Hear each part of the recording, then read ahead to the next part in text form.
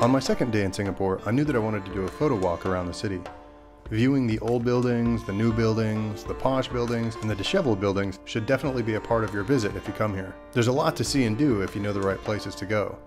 Of course, there's Orchard Road, where you can do world-class shopping, and the Botanical Gardens, where all the tourists flock to the 74-hectare admission-free 5 a.m. to midnight park, but you can easily find out about that anywhere. Today I wanted to talk to the people that live and work here, and I started right here, at Faizula's Oriental Carpet Shop.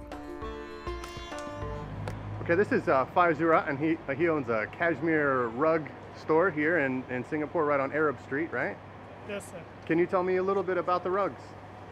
We have a carpet like from Iran, we have from Afghanistan. The first one is from Iran. It's a handmade wool silk highlight with cotton base. Is it from Iran, Tabriz. Then we have from Afghanistan, we have from Kashmir, we have from Pakistan, and as well we have machine made like from Turkey and Belgium. There are many different sort of color with different design. Okay. And when you get one like this, how is this made? Because I see that there's very intricate coloring in here. How do they do that in these places like Iran and Pakistan? This particular piece is a handmade from Kashmir. This one is all 100% pure silk and silk base. Is all done by hand. Then we do have machine made also. In Kashmiri carpet we have like this one is 100% silk and silk base is double knot. We have same size like this one is a silk and cotton base is also double knot. Then we have a same size 100% cotton single knot for the same size. All right. And how much does something like this cost?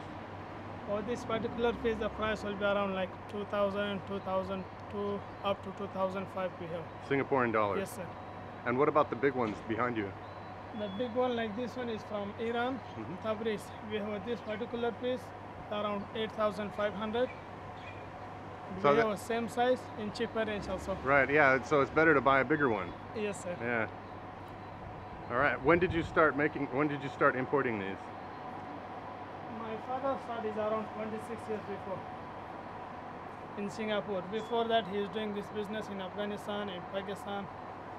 Malaysia, so Indonesia. you picked up the business? Yes, sir. All right. Very good. I get big chance. Thank you very much.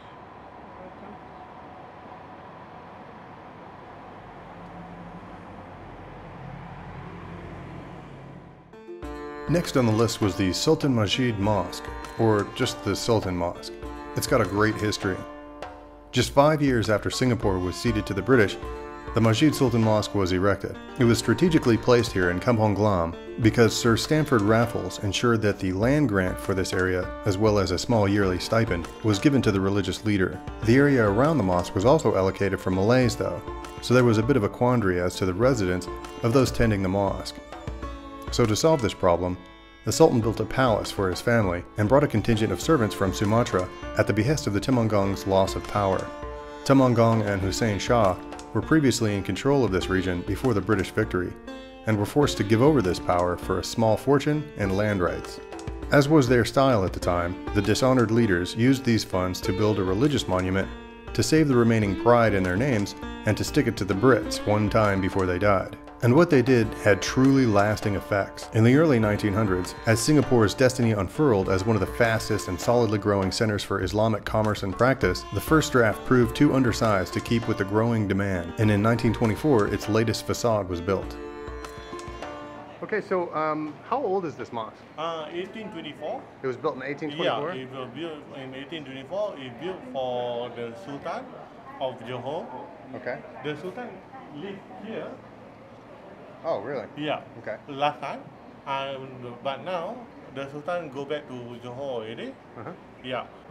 He built like this in 1924. 1924. Yeah. Okay. So it was refurbished in 1924. Yeah, it was refurbished. Then it made like this. Yeah. Okay. Yeah. And how many people can worship here at one time? In one time, every Friday, normally, it can be maximum is 5,000 people. 5,000? Yeah, 5,000 people. Wow, that's a lot. Yeah. And so they take the place on the little on the little rugs. Right? Because we don't want all to argue all that.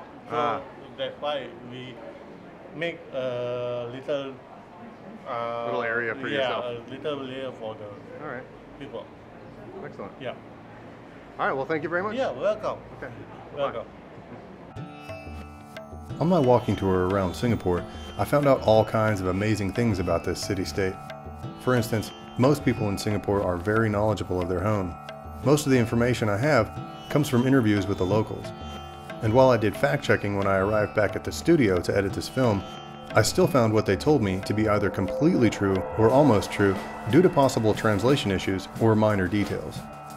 And that says a lot about the level of nationalism that exists here. There are myriad cultures living symbiotically in this tiny place, and while they all hold their lineage dear, they're also very proud to be Singaporean as well.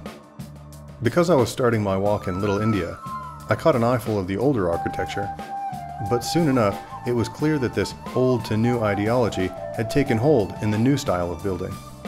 They've taken the old style of architecture and either used its original feel for the newism of commerce, or they've completely redone it, making a McDonald's out of an old hotel, or new shops out of old residences. Continuing away from Little India toward the financial district, this trend only became more apparent. It was like walking along a chronologically ordered build site, and by the time I was in the middle of Buga's shopping district, it finally hit me just how much Singaporeans love to shop. They even designed the sidewalks connecting many of the shops to be air-conditioned, so as to add just one more level of creature comfort. I'll say that one more time. They have air-conditioned sidewalks. I've been to major shopping hubs in the past. Places like Seoul, Bangkok, Taipei, Hong Kong. They really can't hold a candle to the addiction of glam shopping that takes place here. In any case, I continued on to the museum district. It's really amazing. They have huge university centers and 12-story libraries, and the art museums are pretty impressive as well, having been built in the old Dutch Quarter. Unfortunately, the Singapore Art Museum has a snooty, overly cliché guest director greeting its visitors, so while they may have some incredible art inside, I was told that my money was no good there, and that they hoped their message was clear. I know they have program partners in the Louvre and the Guggenheim, but when a holier-than-thou receptionist says they don't want the advertising that happens in my travel videos, I can't imagine paying to see it, and so I don't recommend you pay the entry fee either.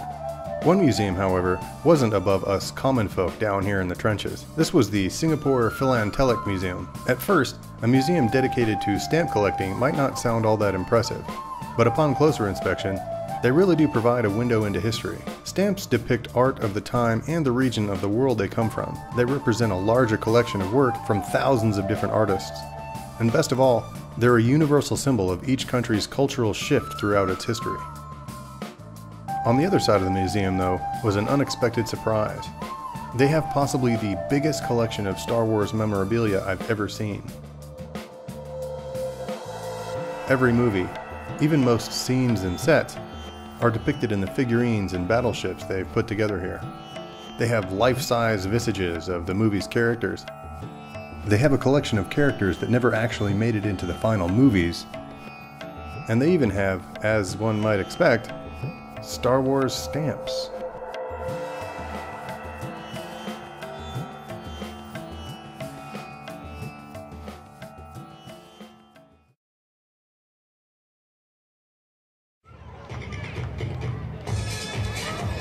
After my long walk through the city, I headed back, got some food, took a nap, and headed over to check out the nocturnal captives of Singapore's other wild adventure. Singapore's Night Safari is located right next to the zoo, but they're separately owned. Just take the MRT Red Line to the Ang Mo Kio station and take bus number 138 to the park. They start off each night with a fire show, where nearly naked men singe off the rest of what's left of their body hair as scores of extremely pleased women watch in anticipation.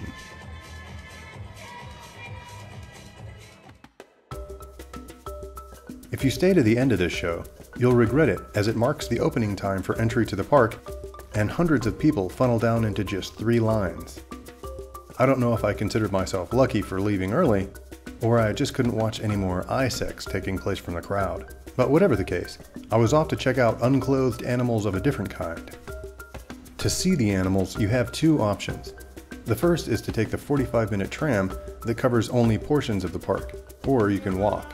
If you walk, you'll have the option to board the tram later, and you get up close and personal with some of the most amazing nocturnal creatures imaginable. So I definitely recommend this last option. The other benefit to the tram is that it takes you through to see all the big animals. You know, lions, tigers, and bears. No, really, they have all those. But it'll cost you $10 to do the tram from the start. Picking it up from the path, however, is free. The huge 40-hectare park includes 3 trails that go through forested area, and probably the coolest thing about this park is that there are no cages, fences, chains, or walls. The animals that fly, of course, are in cages, but you're free to walk around inside them and experience life in their little world. It's also amazing to see how much different animals behave when they're not behind bars. They seem much less stressed, more active, and they even engage people that come here. All throughout the park, there are these signs that tell visitors not to use their camera's flash.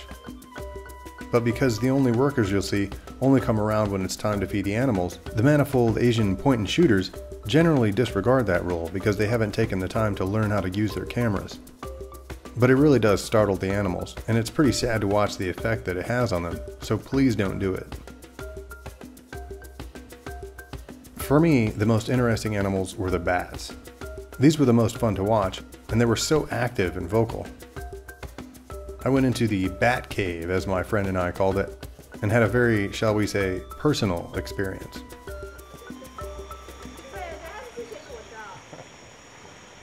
So here we are at the safari park, the night safari park in Singapore, and these are giant bats. They're called flying foxes, I think, and there's no cage whatsoever. We're in a giant enclosure, and it's just a big cage with they're all over. There's 1, 2, 3, 4, 5. There's 5 of them. Like I could reach up and touch one, and I would. Whoa! Did you see that? Yeah. It was right on top of my head. As you can see, I'm not going to want to do that.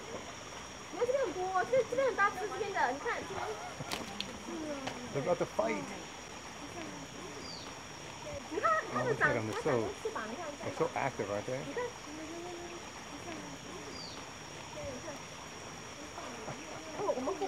I really do want to touch one though. I want to like feel if its wing is like leather or like silk, you know. I think I'll resist the urge. The event that undoubtedly draws the biggest crowd is the feeding of the lions. And this is understandable, since the next closest thing is to pay an African bush guide a pretty hefty sum to catch a glimpse of these giant cats in the middle of a feast. It takes place at 1/2 every hour from 7:30 to 10:30. And if you're wondering, yes, it looks just like it does on the Discovery Channel. They are competitive and territorial over their share of the meat and establish their dominance in the same pecking order as would occur in the wild. The guttural snarls from the largest male are pretty awesome too.